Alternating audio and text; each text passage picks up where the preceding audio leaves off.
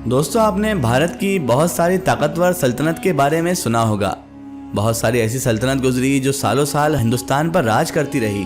कई सल्तनत ने हिंदुस्तान को अजीम तोहफे दिए तो कई सल्तनत ने हिंदुस्तान को बहुत बड़े बड़े श्राप भी दे दिए। बहरहाल दोस्तों, आज हम बात कर रहे हैं हिंदुस्तान की एक बड़ी ही मजबूत, बड़ी ही ताकतवर सल्तनत की, जिसका नाम है मुगल सल्तनत। जिसमें ऐसे ऐसे बादशाह गुजरे जिन्होंने ताकत के बल पर और जिन्होंने अपनी बुद्धि के बल पर हिंदुस्तान को फतेह तो किया ही, लेकिन यहाँ की आवाम का दिल भी जीत लिया। आज हम बात कर रहे हैं दोस्तों मुगल सल्तनत के चौथे बादशाह जहांगीर की। दोस्तों, मुगल सल्तनत के चौथे बादशाह जहांगीर के बारे में तो आप सब लोगों ने कुछ ना कुछ इससे पहले ही सुन रखा होगा, और आपने सुना भी क्यों ना हो, क्योंकि जहांगीर बादशाह ही मुगल सल्तनत के एक ऐसे बादशाह हैं कि जिनके ऊपर पिछले 50-60 सालों में न सिर्फ सबसे ज्यादा किताबें, बुक्स लिखी गई है, बल्कि सबसे ज्यादा सीरियल्स और सबसे ज्यादा फिल्में भी जहांगीर बादशाह के ऊपर ही बनाई गई हैं। चाहे बात की जाए बॉलीवुड की सबसे कामयाब फिल्मों में से एक फिल्म मुगले आजम की, या फिर किसी और ऐसी फिल्म की कि जिसमें अनारकली और शहजादे सलीम की कहानी दिखाई गई हो, ये सारी के सारी दोस्तों जो फिल्में थी ये बादशाह जहांगीर के ऊपर ही बनाई गई थी। इसके अलावा दोस्तों, अभी सिर्फ 1 या 1.5 महीना पहले ही ZEE5 की तरफ से ताज डिवाइडेड बाय ब्लड नाम की एक वेब सीरीज जो रिलीज की गई है, उस वेब सीरीज में भी बादशाह जहांगीर और उनके वालिद यानी बादशाह अकबर की कहानी को दिखाया गया है। फिलहाल दोस्तों, ये बात तो किसी से छुपी नहीं है कि बादशाह जहांगीर का इतिहास कैसा रहा है। आप में से बहुत सारे लोग बादशाह जहांगीर के इतिहास के बारे में बहुत अच्छे तरीके से जानते होंगे। अगर आप नहीं भी जानते हैं तो इस पर भी हम एक मुकम्मल वीडियो जरूर बनाएंगे। अगर आप चाहते हैं इस पर वीडियो बनाएं तो आप हमें कमेंट सेशन में जरूर बताएं, तो हम इस पर भी एक फुल वीडियो लेकर आएंगे। लेकिन दोस्तों, आज का हमारा टॉपिक जो है यानी बादशाह जहांगीर की मौत और उनकी कब्र से जुड़ी हुई एक ऐसी मालूमात हम आपको बताने वाले हैं जिसे सुनकर आप सब चौंक जाएंगे।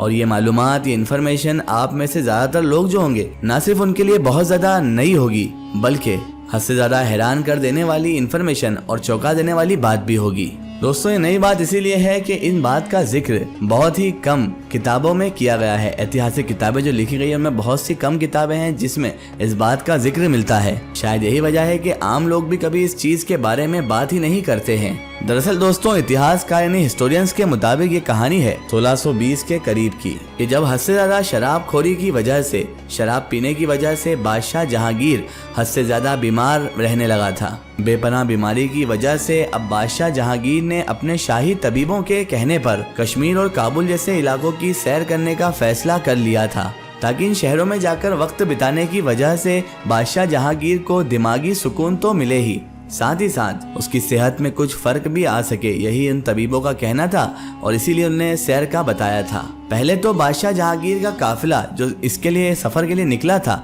वो पहले काबुल पहुंचा, उसके बाद वो कश्मीर पहुंचा। इस पूरे सफर में बादशाह जहांगीर के साथ उनकी सबसे करीबी और सबसे प्यारी बीवी यानी कि नूरजहां भी मौजूद थी। दोस्तों, यहाँ पर याद रहे कि नूरजहां वही औरत थी जो कहने के लिए तो सिर्फ बादशाह जहांगीर की बीवी ही थी, लेकिन अंदरूनी तौर पर बादशाह जहांगीर की सल्तनत को नूरजहां बीवी ही चला रही थी। चलाने वाली सल्तनत नूरजहां ही थी, बादशाह जहांगीर तो सिर्फ एक मोहरे बने हुए थे। और यही वजह है कि नूरजहां को पूरी मुगल इतिहास की सबसे ताकतवर रानी के तौर पर भी माना जाता है। कश्मीर में जैसे जैसे धीरे धीरे सर्दियां बढ़ना शुरू हुई, वैसे ही अब बादशाह जहांगीर की परेशानियां बढ़ना भी धीरे धीरे शुरू हो चुकी थी। इसीलिए बेगम नूरजहां की तरफ से फौरन ही ये फैसला ले लिया गया कि बादशाह जहांगीर को फौरन ही कश्मीर से लाहौर की तरफ ले जाया जाए। मगर दोस्तों, बदकिस्मती की बात ये थी कि बादशाह जहांगीर का ये काफिला अभी कश्मीर से निकल ही पाया था कि कुछ आगे बढ़कर ही 29 अक्टूबर सन 1627 के दिन बादशाह जहांगीर जो पहले ही काफी बीमार हो चुके थे, उन्होंने इस दुनिया को हमेशा के लिए अलविदा अलविदा कह दिया। बादशाह जहांगीर की बीवी यानी कि नूरजहां, जो उस वक्त मुगल सल्तनत की सबसे ताकतवर औरत, ताकतवर रानी हुआ करती थी, बल्कि साथ ही साथ हद से ज्यादा अक्लमंद और होशियार भी हुआ करती थी। नूरजहां ने उस वक्त भी बड़ी ही अक्लमंदी से काम ले लिया। वो जानती थी कि लाहौर शहर अभी काफी दूर है और इस सफर को तय करने के लिए अभी बहुत सारे दिनों का वक्त भी लग जाएगा। उन्होंने सोचा कि अगर अभी से ही सबको खबर मिल गई कि बादशाह जहांगीर की मौत हो चुकी है तो न सिर्फ पूरी सल्तनत में बगावत ही बगावत हो जाएगी, बल्कि खुद बादशाह जहांगीर के बेटे ही आपस में तख्तो ताज के लिए, सल्तनत के लिए झगड़ने लगेंगे। इसीलिए नूरजहां ने बादशाह जहांगीर की मौत को उस वक्त तक एक राज रखने का फैसला कर लिया, एक सीक्रेट रखने का फैसला कर लिया, जब तक कि वो अपने काफिले के साथ लाहौर न पहुंच जाएं। सबसे पहले उन्होंने ये ऑर्डर जारी किया कि हमारे काफिले में जितने भी नौकर और जितने भी सिपाही मौजूद हैं, उनमें से कोई भी हमारे रथ के करीब भी नहीं आएगा। यानी कि वो रथ जिसको हाथी खींच रहे थे और जिसमें बादशाह जहांगीर की लाश के साथ साथ उनकी बेगम यानी कि नूरजहां भी मौजूद थी। इसीलिए उनके ऑर्डर के साथ इन्हें रवाना किया गया। लेकिन अब परेशानी की बात यह थी कि अब एक दिन के सफर के बाद ही बादशाह जहांगीर के जिस्म से, उनकी बॉडी से बदबू आने लगी थी।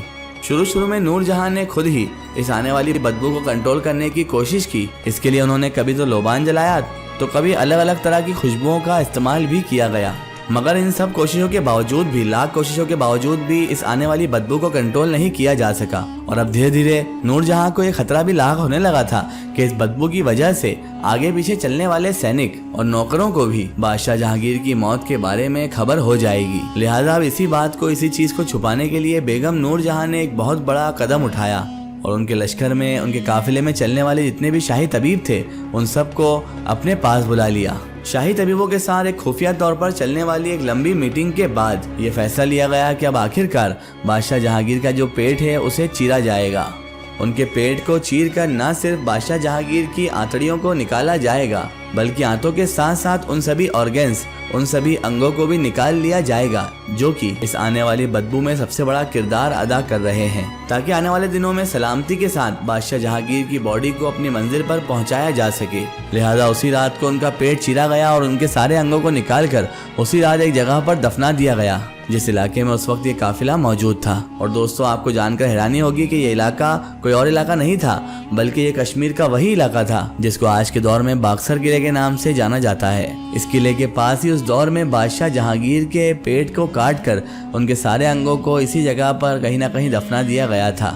बाद में फिर वक्त गुजरता गया तो वक्त के साथ ही वहाँ पर एक कब्र भी बना दी गई। कब्र को आज भी आप लोग जाकर देख सकते हैं, जिस कब्र पर बकायदा आज भी ये लिखा हुआ भी है कि किस तरीके से रास्ते में ही बादशाह जहांगीर की वफात हो गई थी और उनकी मौत को ही खुफिया रखने के लिए उनके अंगों को यहाँ पर दफना दिया गया था। फिलहाल दिल, गुर्दा, आंतें और न जाने उनके बदन की क्या क्या चीज निकाल कर वहाँ दफन किया गया। और अब जहांगीर की खाली बॉडी को लेकर बेगम नूरजहां उन्होंने अपना फिर से सफर शुरू कर दिया। और कई दिनों के बाद आखिरकार नूरजहां बेगम लाहौर तक पहुंचने में कामयाब भी हो गई। और उसके बाद बादशाह जहांगीर की बॉडी को फौरन ही उस जगह पर दफना दिया गया जहां आज के दौर में हम लोग एक आलीशान मकबरा भी देखते हैं। ये जहांगीर का वही मकबरा है जिसको आज के दौर में पाकिस्तान की सबसे खूबसूरत और सबसे मशहूर इमारतों में से एक इमारत माना जाता है।